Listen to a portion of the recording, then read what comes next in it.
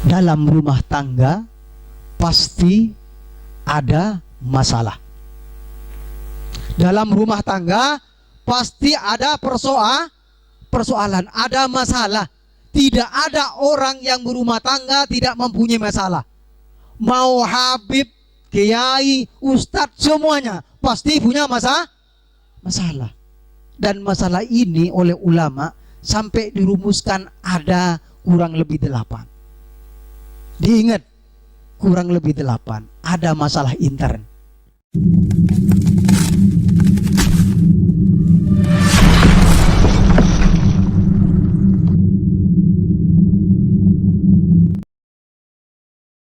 Assalamualaikum warahmatullahi ta'ala wabarakatuh.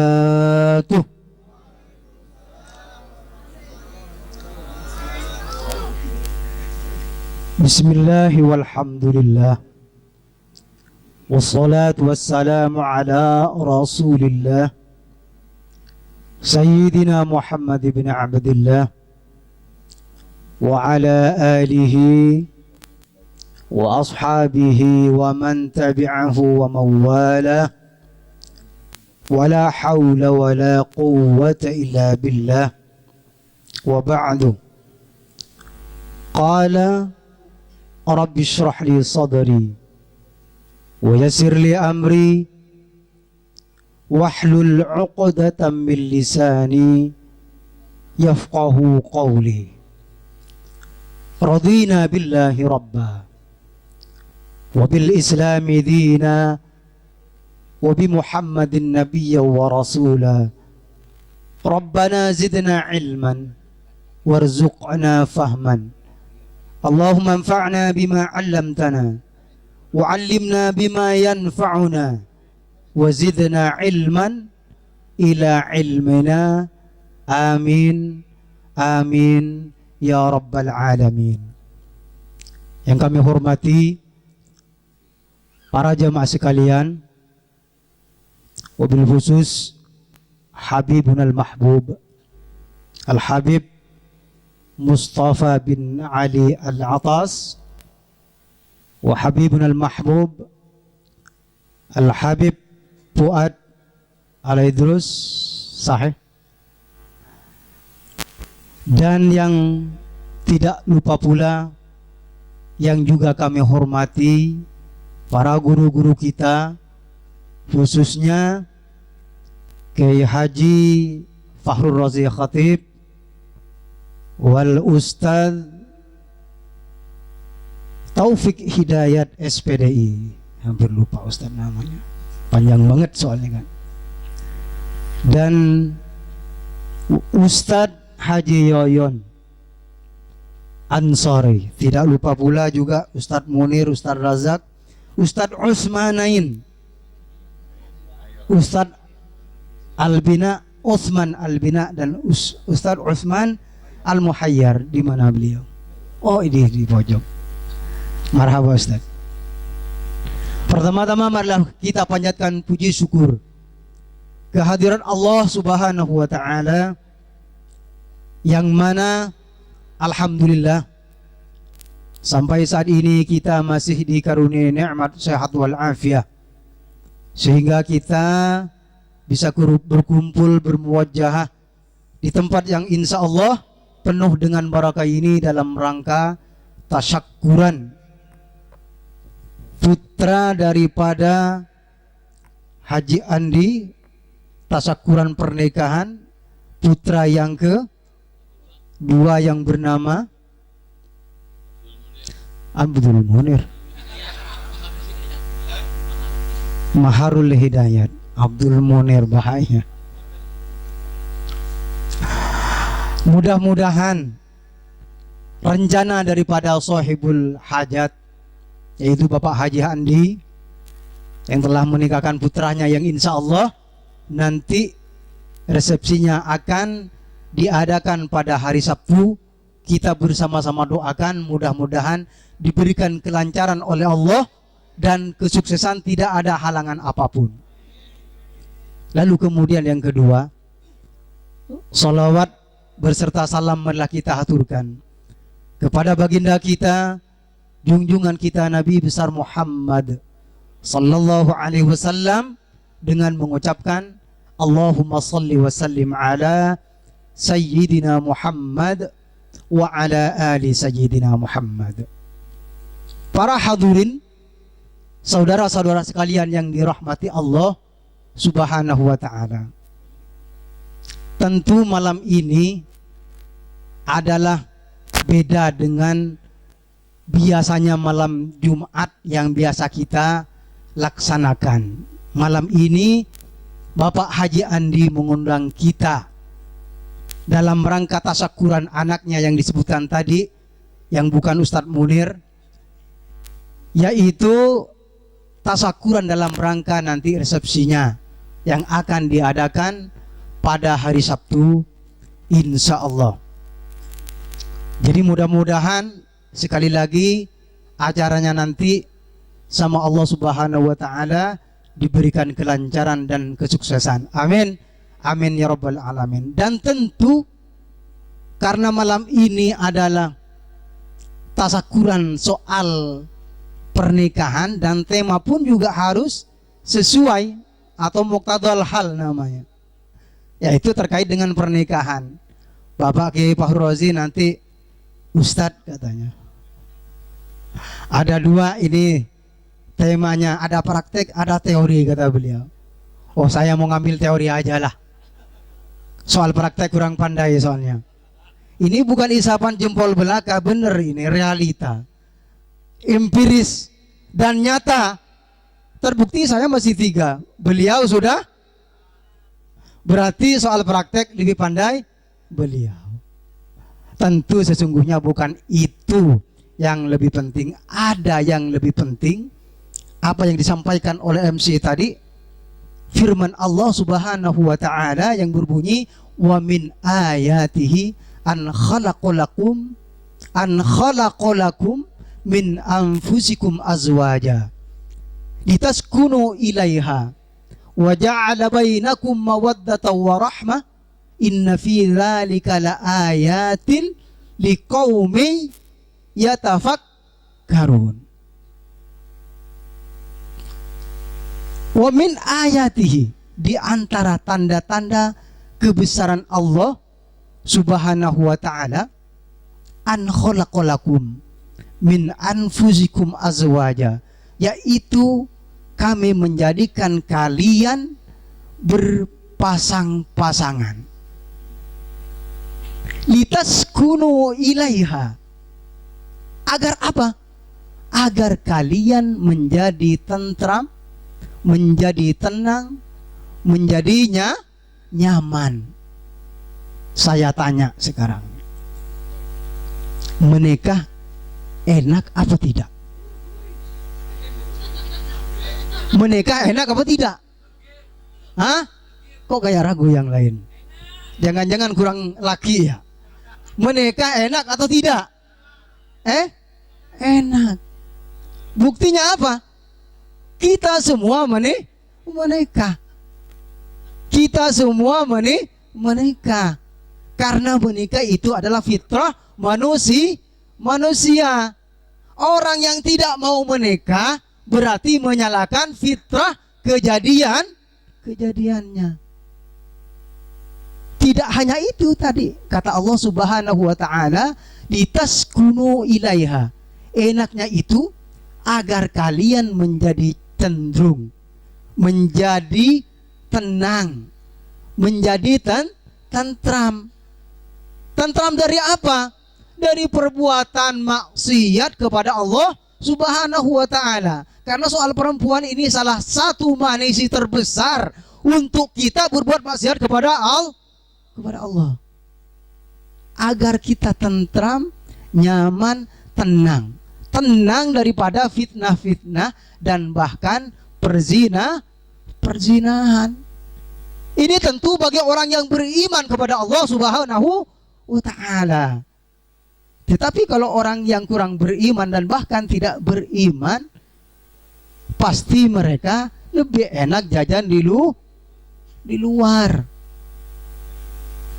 Oleh karena kenapa kemudian kita ini diperintahkan untuk menikah kalau sudah waktunya, untuk menghindar dari perzinahan yang dosanya besar.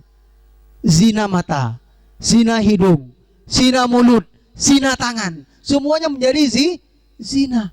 Apalagi zina yang paham nggak? Kalau yang udah menikah pasti paham.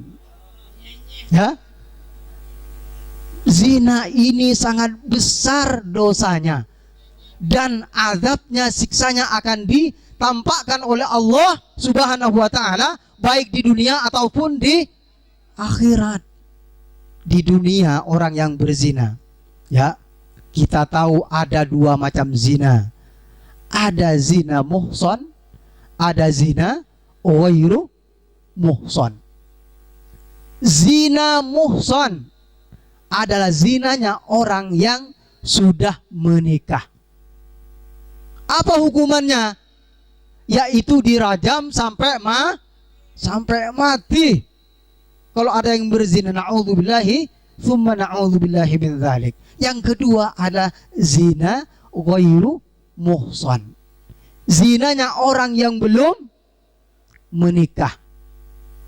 Hukumannya apa? Dijilid sampai 100 kali. Setelah itu diasingkan ke tempat yang jauh di sana, di tempat yang sepi. Karena kenapa? Orang berzina itu harus jauh dari kita. Stigmanya sangat buruk dan sangat jelek. Baik kehidupan sosial ataupun rizki pun juga akan berpengaruh terhadap lingkungan sekitar. Oleh karenanya maka orang yang pernah berzina harus dijauhkan dari kita. Na'udzubillahi thumma na'udzubillahi min dzalik. Hadirin jemaah sekalian yang dirahmati Allah Subhanahu wa ta'ala, tadi soal kenyamanan, keistimewaan yang terdapat pada orang yang telah menikah, disebutkan ada kenyamanan yang kita ketahui. Kenyamanan itu membuat kita menjadi tentram hidup. Tetapi ada yang lebih atau jauh lebih istimewa dari itu. Orang yang telah menikah, kata Rasulullah sallallahu alaihi wasallam, "Idza tazawwaja al-'abdu faqad istakmala nisfad din falyattaqillaha fin nisfil baqi." Orang yang telah menikah, maka sesungguhnya dia telah menyempurnakan separuh agama. Paham? Kalau agama satu bulat begini misalkan, separuhnya menikah. Separuhnya menikah. Apa separuh lagi? Falyattaqillaha fin nisfil baqi. Maka hendaklah kalian takut kepada Allah pada separuh sebagian. Separuhnya menikah. Kalau diparok misalkan, pisang diparok satu, separuhnya menikah, separuhnya bertakwa kepada Allah. Artinya orang menikah ini maka pahalanya sangat besar sekali. Oleh karenanya keistimewaan dan kenyamanan ini kalau kita tidak lakukan maka rugi. Rugi. Namun begini, kita akan tadi separuh-separuh waktunya katanya, kita singkat aja. Namun dalam keistimewaan dan kenyamanan ini kita juga harus berhati-hati. Dalam rumah tangga pasti ada masalah. Dalam rumah tangga pasti ada persoalan, ada masalah. Tidak ada orang yang berumah tangga tidak mempunyai masalah. Mau habib, kiai, ustadz, semuanya pasti punya masalah.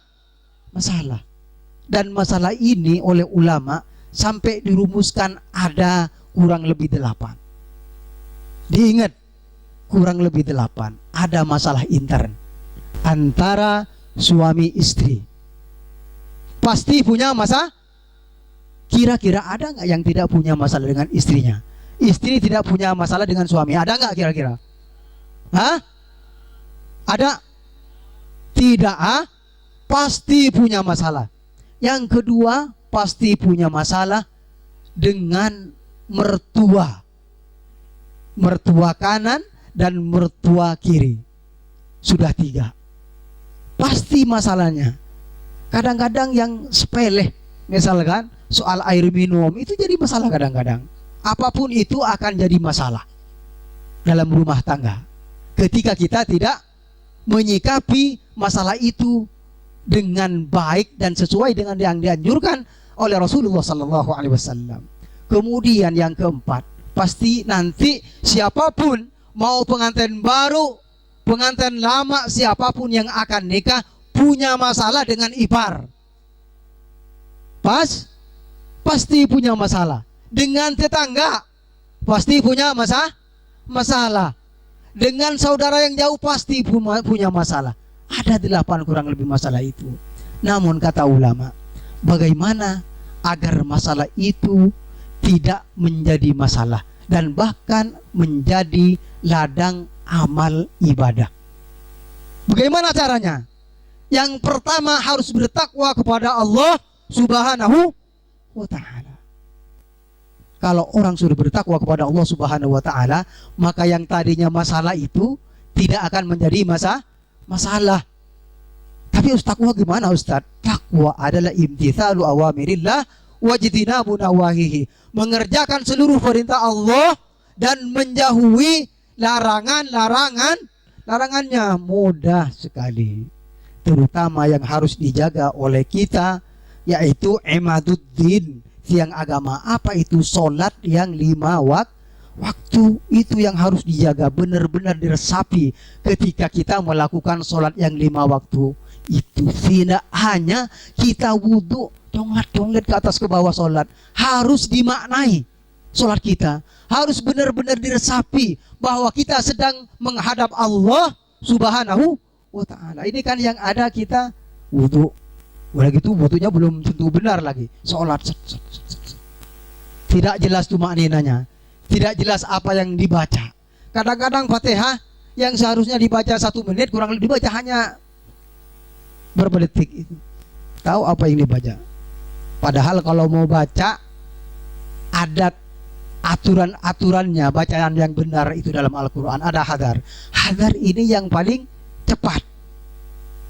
Tetapi cepat tidak membuang atau menghilangkan tajwidnya, termasuk makhrajnya. Tidak boleh hilang dan tidak boleh rusak. Karena kenapa? Kalau sholat kita rusak, ya, apalagi tidak sholat kita rusak.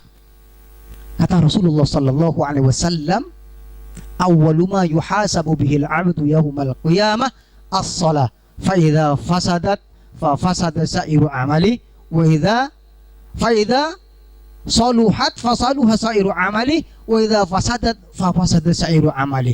Bahwa salat yang 5 waktu ini penentu dari seluruh amal soleh kita. Kalau salat yang 5 waktu baik, maka amal ibadah yang lain akan dinilai oleh Allah Subhanahu wa ta'ala. Na'udzubillahi min dzalik. Kalau sebaliknya, amal salat kita rusak dan bahkan tidak dilakukan oleh kita, maka amal ibadah yang lain tidak dinilai oleh Allah Subhanahu wa ta'ala.